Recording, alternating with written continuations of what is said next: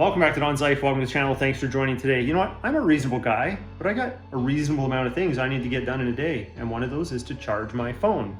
And what's better than one super slow charger that comes on this platform, on the Chevys, on a lot of their SUVs. They have these real slow wireless induction charging pads.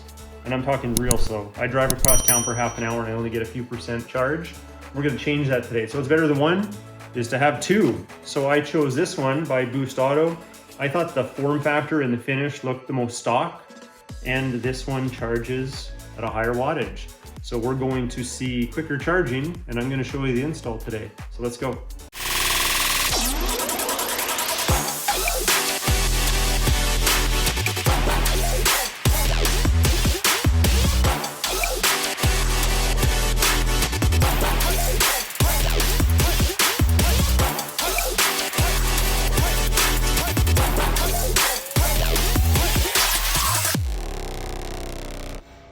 Okay, just before I do the install, because it's not going to take that long, I'm really annoyed that we need to do this today. This should have been something that was already integrated into the interior.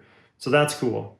But I've got kids, I drive them around, and it's embarrassing because they don't want to use the built-in wireless charger because it's too slow. They bring their own charging cables and their own power blocks to plug into the AC power in the front because it's so much faster than what dad has built into his, luxury truck. So hopefully we can get past that. Now they'll be fighting over this, which is going to be integrated seamlessly into the armrest. And again, I picked this one because specifically I thought that it integrated nice with the bezel that's there. And I like the form factor. And so far I'm impressed just with the fit and finish of it. So without further ado, let's get to the install. Okay, so the first step is we're going to need to install this harness, which is going to integrate with the rear 12-volt adapter in the back of the console. Now you might notice something when I open this door. You might see behind me. I did a video not that long ago where I was experimenting with some white trim. Now, I wasn't a big fan, at least not with that contrast, so I've already started to take it off. There's some remnants right here. I think I have 3 pieces left. So if you notice that, that's what's going on there. I'll just deal with it later. But we're going to take apart the console and we are going to hook up this wiring harness, and then we'll move on to the next step, which is putting it in the lid. So let's go. Okay, I don't know if the lighting's good enough in here for you to see, but I moved the seats up. This isn't normally how I drive. I'm not that slim. But first you want to take out this cup holder here and you can just pull it out. There's these little plugs. It's just fit in there with pressure. Expose the screws that you'll need to undo, which is this T15 right here. Set that aside. And then this piece should lift up. So I'm just using my fingernails, but you can definitely use a trim tool or a squeegee, and you could work it under here and get more access. So you can see how that was held, 1 screw and 4 clips. I'm going to put the screw that held that in the cup holder so I don't lose it. Very important. Undo this screw, set it aside, don't lose it. And then you should be able to pull this piece out.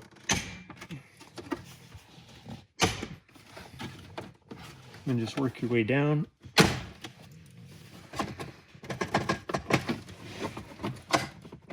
There. So I'm just going to turn it on its side so we have a little more room to work. Turn it on this side. Now we want to unhook this part from the 12-volt accessory. So we're going to slide this pin back. I'm just using a flat screwdriver. Okay, once that's out, give that a push inside and you can pop it out. Okay, so far so good. So let's open up our harness.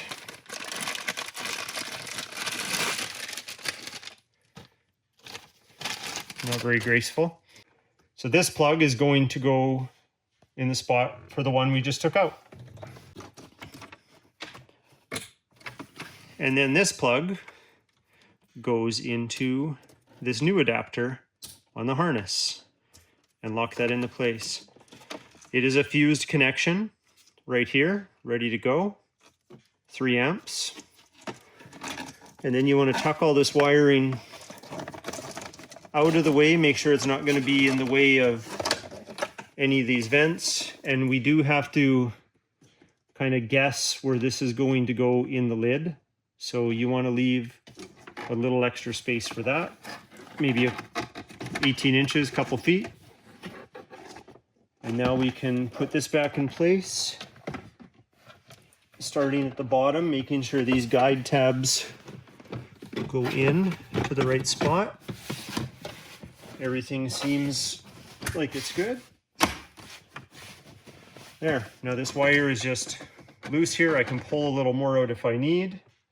We're just going to leave that there for now and begin work on the lid. While I am here,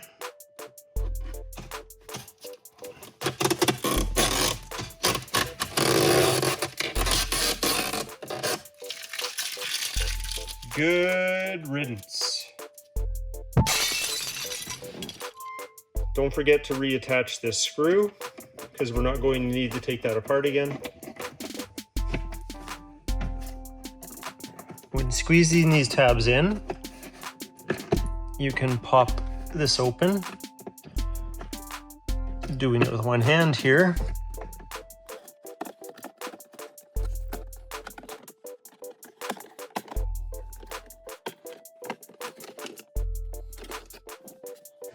Undo these 3 screws.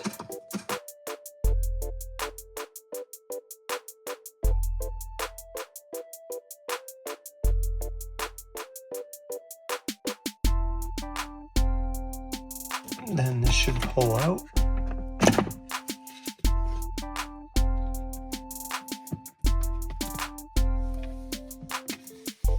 Okay, now we want to undo these 4 screws. Still T15s.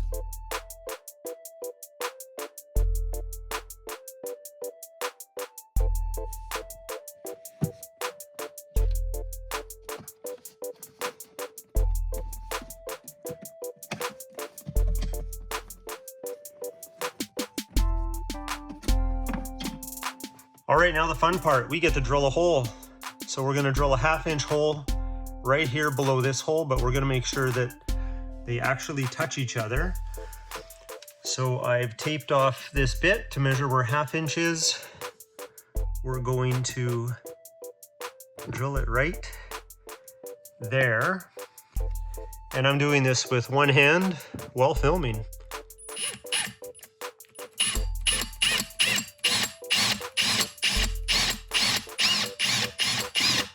Just check my starting point.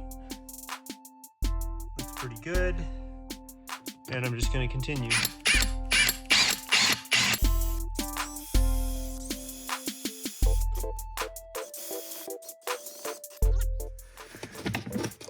Just remove some of the shavings. But that's what it looks like now. Just open it up a little bit. I'll take the cover off of the pad here so you can see what it looks like. Then you want to take that trim ring we removed and you want to lay this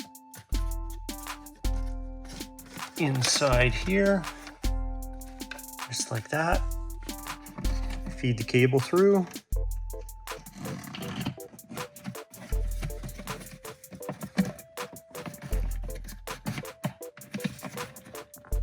Okay, you're going to hold this down, and at the same time, you're going to screw the Torx screws in that you took out, and you're going to put the new screws that have been provided into these holes here that are going to hold the new charging pad down. So let's do that step. Okay, so we have all the new screws in. There's your Torx screws, the provided self-tapping screws, a couple more provided self-tapping screws, and your Torx screws. So that's how it should look. Okay, let's reattach the latch. We're gonna feed it right in this bottom left area. So it comes out right here. It's very important that it comes out right there. So it snakes through down under this hinge once we connect everything together. So I'm just gonna screw this back on. So bring the wiring under the hinge here and then make the connection. Now this is the part some of you might not like. We're just going to gently place this here, but we're not going to screw it down yet, and I'll show you why. Our harness needs to be able to fit through here, and this fits flush. We're going to drill a half circle shape right here to accommodate for the wire loom.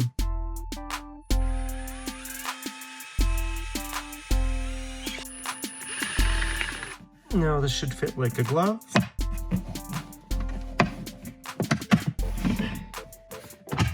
Now this can be screwed back down with the screw that goes there.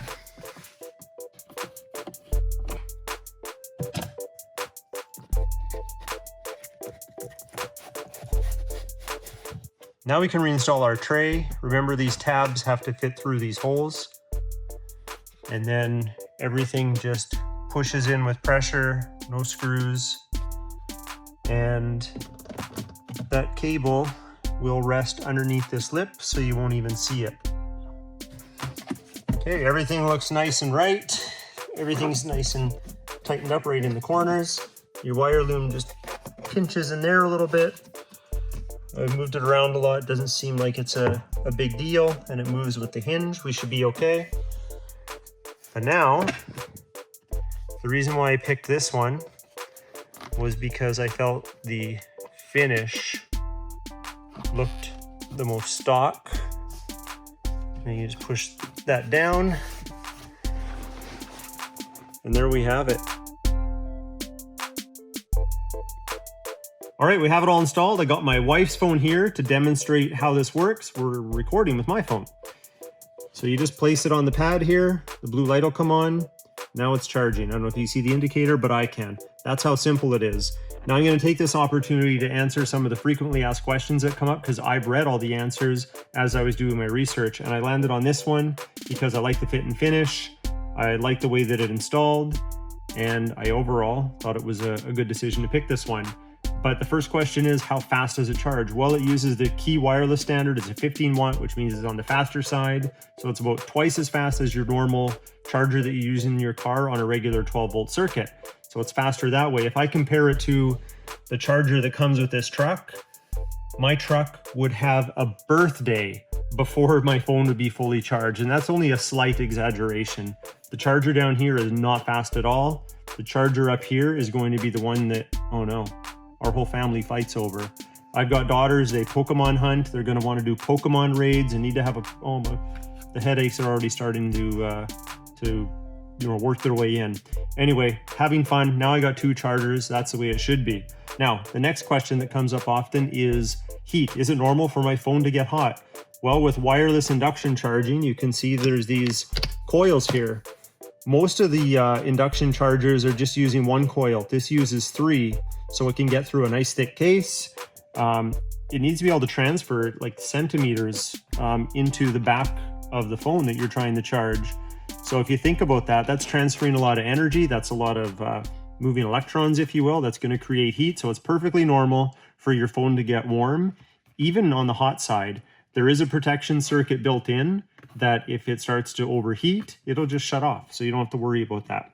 Another question that comes up often is, well, if your vehicle's not on and this is constantly charging, is it going to drain my battery? For the voltage that this is drawing, no, it's not going to drain your battery even after several days. But if you're still not convinced, you can just shut it off. So hold this button down here. The red LED will pop on. I got to hit the button properly. Hold this button here for 3 seconds. The red LED will come on. Now it's shut off. Blue light's gone. Nothing's working. The phone wakes up when I move it, but it's not charging. Now, if I want to turn it back on, 3 seconds. Comes back on, blue light, charging. Simple. That's the way it should be. And let's take one more look at the fit and finish of this beautiful, beautiful specimen. Make sure that if you do take this liner off, you pushed it in nice and tight in all the spots that it slips into. But voila, I think it looks beautiful. All right, that concludes today's video. We got the install done. I have so much planned for this truck. that you should subscribe if you don't want to miss out on any of those things. That's probably the best thing to do now that I think about it. Anyway, hit, smash, push that like button, whatever you got to do, but hitting like helps me make more videos for you. Also, it helps other people get exposed to those videos. That's how the algorithm works. Anyway, until next time.